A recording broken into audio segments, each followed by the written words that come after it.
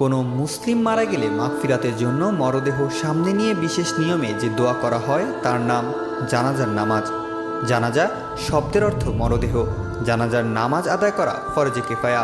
ফরজে কিফায়া হলো দু একজন আদায় করলে মহল্লার সবার পক্ষ থেকে আদায় হয়ে যায়, আর কেউ আদায় না করলে সবাই গুনাহগার হয়। জানাজার নামাজ শুধু পুরুষদের জন্য আবশ্যক, নারীদের জন্য এতে অংশগ্রহণ করার কোনো বিধান নেই। পবিত্রতা ছাড়া জানাজার নামাজ পড়া যায় না।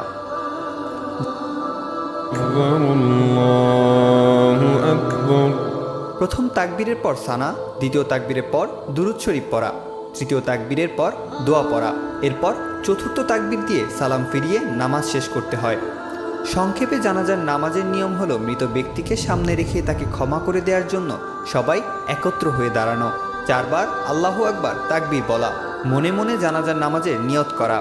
আমি জানাজার ফরজে কিফায়া নামাজ 4 তাকবীরের সহিত এই ইমামের পেছনে কিবলামুখী হয়ে আদায় করতেছি।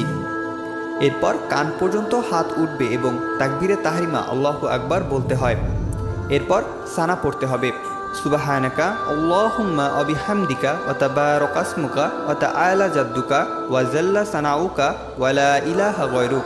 অর্থ, হে আল্লাহ, সকল প্রশংসা আপনার, আপনি সব ধরনের ত্রুটি বিচ্যুতি হতে পবিত্র, আপনার নাম মঙ্গল ও বরকতপূর্ণ, আপনার মহত্ব অতি বিরাট, আপনার প্রশংসা অতি মহত্বপূর্ণ এবং একমাত্র আপনি ছাড়া আর কোনো প্রভু নেই। এরপর দ্বিতীয় তাকবীর বলে দুরূদ পাঠ করা। এই তাকবীরে হাত উঠবে না। আল্লাহুম্মা সাল্লি আলা মুহাম্মাদি ওয়া আলা আলি মুহাম্মাদ কামা সাল্লাইতা আলা ইব্রাহিমা ওয়া আলা আলি ইব্রাহিম ইন্নাকা হামিদুম মাজিদ।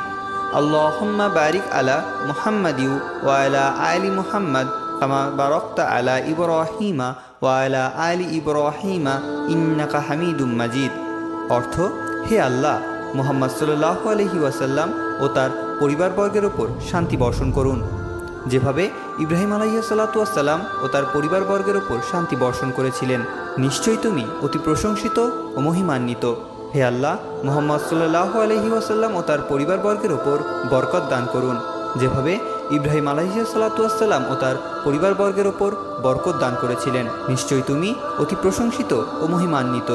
জানাজার নামাজের দোয়া। তারপর তৃতীয় তাকবীর বলে মৃত ব্যক্তির জন্য দোয়া করবেন, তখনও হাত উঠবে না। তারপর চতুর্থ তাকবীরে বলা, তখনও হাত উঠবে না। এরপর ডানে ও বাদিকে সালাম ফেরানো। ইমাম তাকবীর উচ্চস্বরে বলবেন এবং বাকি দোয়া দুরূদ অনুচ্চ স্বরে পড়বেন। মুক্তাদিরা সবই অনুচ্চ স্বরে তাকবীর ও দোয়া পড়তে হবে।